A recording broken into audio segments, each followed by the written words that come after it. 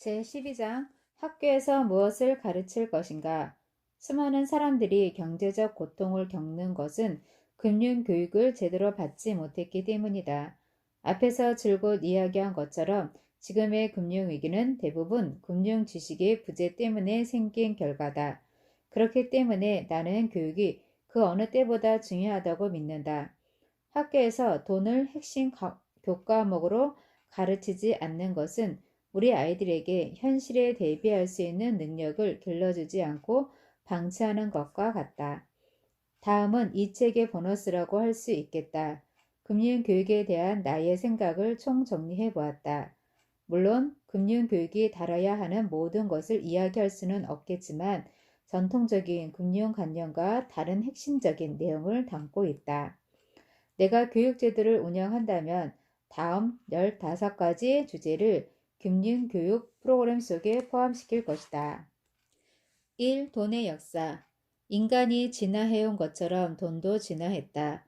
돈은 원래 닭, 우유와 같은 것을 직접 맞바꾸는 물물 교환에서 시작하여 조개 껍데기나 구슬과 같은 상품 화폐에서 금, 은, 구리, 동전으로 진화했다.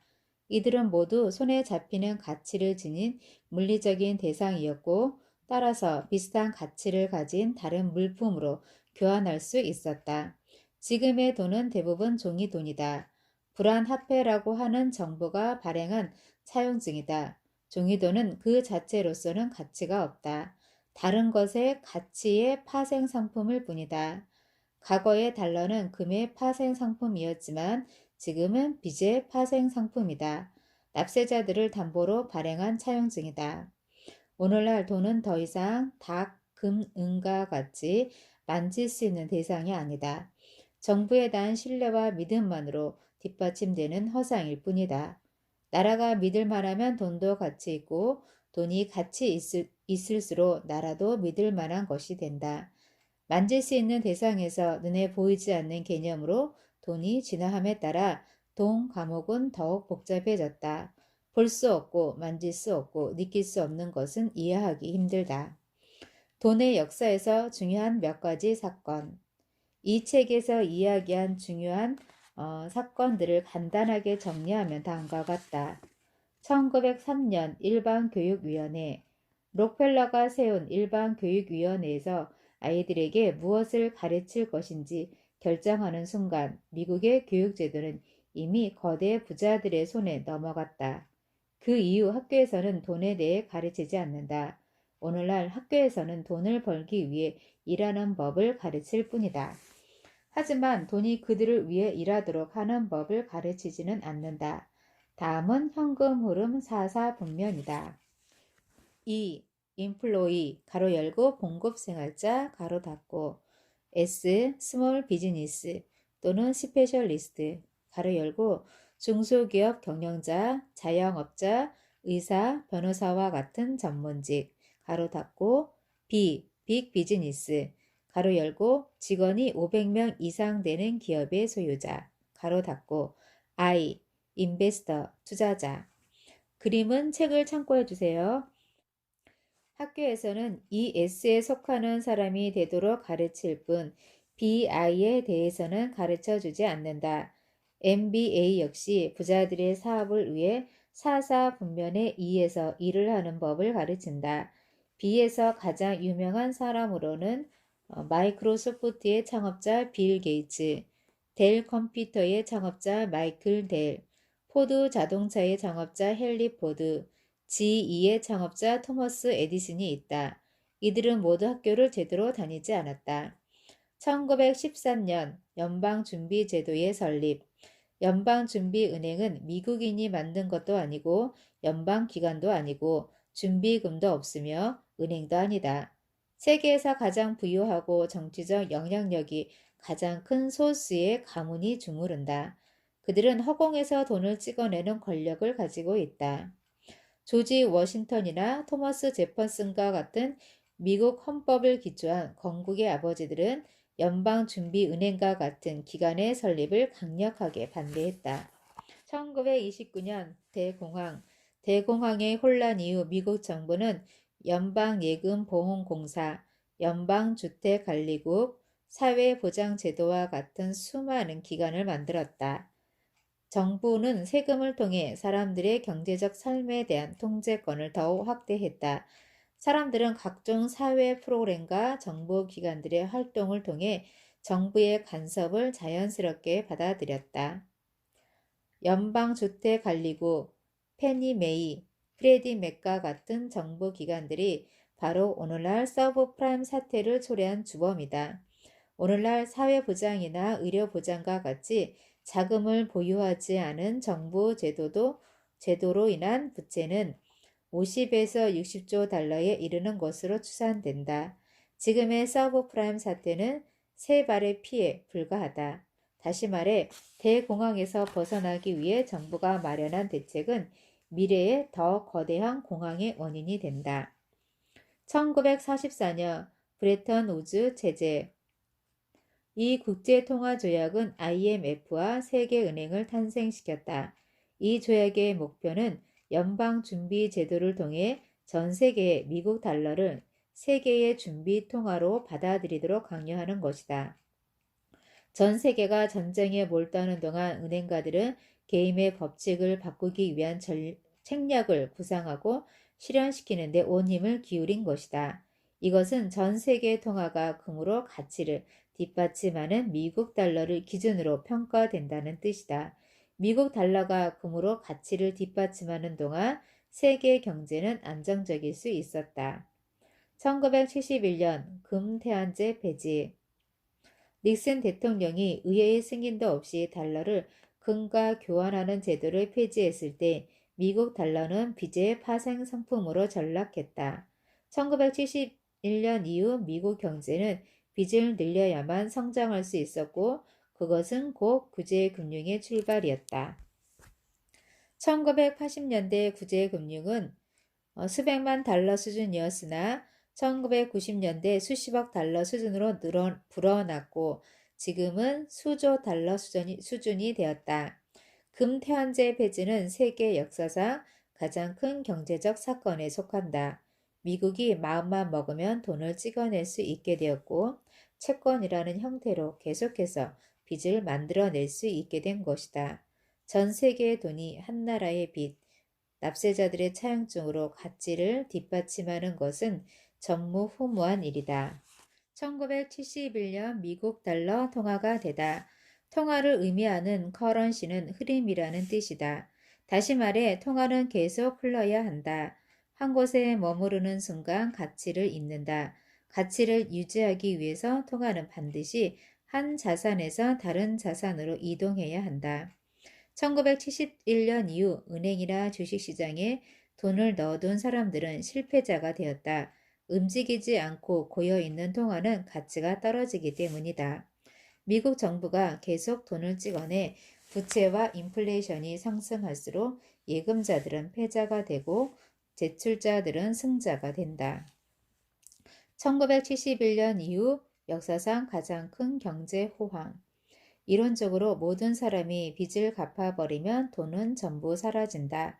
2007년 서브프라임 대출자들이 돈을 갚을 수 없는 상황에 처하고 더 이상 빚을 낼 수 있는 사람도 없게 되자 대출 시장은 붕괴하였다. 이것이 바로 엄청난 금융위기를 초래한 것이다. 미국은 유럽, 일본, 중국의 빚을 팔아서 초과 비용을 충당해 왔다. 이들 나라들이 더 이상 미국 정부를 신뢰하지 못하고 우리 빚을 사들이기를 멈추는 순간 또 다른 금융위기가 찾아올 것이다. 사람들이 집을 사는 것을 멈추고 신용카드 사용을 멈추는 순간 위기는 더 오래 지속될 것이다. 오늘날 돈은 빚이다. 나쁜 빚은 우리를 가난하게 만들고 좋은 빚은 우리를 부자로 만든다. 좋은 빚과 나쁜 빚을 구분하려면 금융교육을 제대로 받아야 한다. 금융 지식이 있으면 빚을 활용하여 가난해지는 것이 아니라 부자가 되는 법을 배울 수 있다. 1974년 근로자 퇴직소득 보장법이 제정되다. 1974년 이전 노동자들은 대부분 확정급여형 연금에 가입해 있었다. 이것은 직원이 퇴직한 후에도 고용주가 일생 동안 연금을 제공하는 제도다. 1974년 이후 노동자들은 확정 기여형 연금으로 갈아타야만 했다. 자신의 퇴직연금을 스스로 모아야 한다는 의미다. 퇴직할 때 피고용자들이 받는 돈은 자신이 부은 액수에 따라 달라진다. 더욱이 연금이 고갈되고 주식시장이 붕괴하여 퇴직 후 돈을 받지 못한다고 해도 그것은 모두 퇴직자들의 운일 뿐이다. 정부가 퇴직연금 제도를 확정급여형에서 확정기여형으로 바꾼 것은 불확실한 주식시장에 수백만 노동자들의 돈을 쏟아 부음으로써 주가를 안정적으로 지지하기 위한 음모였다. 오늘날 전 세계 수백만 노동자들이 노후 자금을 확보하지 못해 곤란을 겪고 있다. 금융 지식이 없는 사람들은 안정된 노후 생활을 마련하기 위해 돈을 들고 은행이나 주식시장을 찾는다. 금융위기를 초래한 주범들의 소나기로 스스로 들어가는 것이다. 이들은 결국 금융위기의 회오리 속에서 가장 먼저 날아갈 사람들이다. 돈의 역사를 간략하게나마 살펴보았으니 금융지식이 왜 그렇게 중요한지 알 것이다. 금융지식을 쌓는 첫 번째 단계는 재정보고서를 이해하는 것이다. 이 재정보고서 이해하기. 학교를 졸업하고 나면 은행은 학교 성적을 묻지도 않고 관심도 없어. 은행이 알고 싶어 하는 것은 단지 너의 재정보고서일 뿐이야. 재정보고서는 사회생활의 성적표지. 부자 아빠는 이렇게 말했다. 금융 지식의 기초는 재정보고서의 세 부분을 이해하는 것으로 시작된다. 재정보고서에 대해서는 자산과 부채의 차이를 설명하는 상가에서 다룰 것이다. 그림은 책을 참고해 주세요. 3. 자산과 부채의 차이. 가난한 아빠는 이렇게 말했다. 우리 집이 자산이다. 부자 아빠는 이렇게 말했다. 내 아버지가 제대로 금융교육을 받았다면 집이 자산이 아니라는 것을 알았을 텐데 집은 자산이 아니라 부채란다. 그토록 많은 사람들이 경제적으로 어려움을 겪는 이유 중 하나는 부채를 자산이라고 알고 있기 때문이다. 금융위기가 닥치고 나서야 수많은 사람들이 자신의 집이 자산이 아니라는 사실을 깨달았다. 정치 지도자들조차 부채를 자산이라고 이야기한다. 예컨대 부실 자산 구조 프로그램은 부실 자산을 위한 제도가 아니라 부실 채권을 위한 제도다. 그것이 진정 자산이라면 정부가 나서서 도와줄 필요도 없을 것이다. 금융 지식을 쌓기 위한 중요한 과정은 돈의 용어를 이해하는 것이다. 돈에 대한 통제력을 높이는 첫 단계는 자산과 부채라는 용어를 쓰는 것이다. 부자 아빠는 자산과 부채를 단순하게 정의했다. 자산은 일을 하지 않고도 주머니에 돈을 넣어주는 것이고 부채는 일을 해도 돈을 빼나가는 것이다. 재정 보고서를 그림으로 그려보면 자산과 부채를 더 쉽게 이해할 수 있다. 그림은 책을 참고해 주시기 바랍니다. 화살표는 현금 흐름의 상태를 나타낸다. 왼쪽 화살표는 임대 부동산이나 주식 배당금과 같이 자산에서 주머니로 현금이 흘러 들어오는 것을 나타낸다. 이것은 수익 항목이다. 반면 오른쪽 화살표는 자동차 할부 대금이나 주택 자금 대출과 같은 부채를 통해 비용 항목에서 현금이 빠져나가는 것을 보여준다. 부자들이 더 부자가 되는 이유는 진정한 자산을 확보하기 때문이다. 반면 보통 사람들이 자산이라고 생각해 획득하는 것은 대부분 부채일 뿐이다. 많은 사람들이 집이나 차와 같은 부채를 사들이다 경제적 곤란을 겪고 있다. 수입이 늘어나자 부자가 된 기분에 더 큰 집, 더 좋은 차로 바꾼 것이다.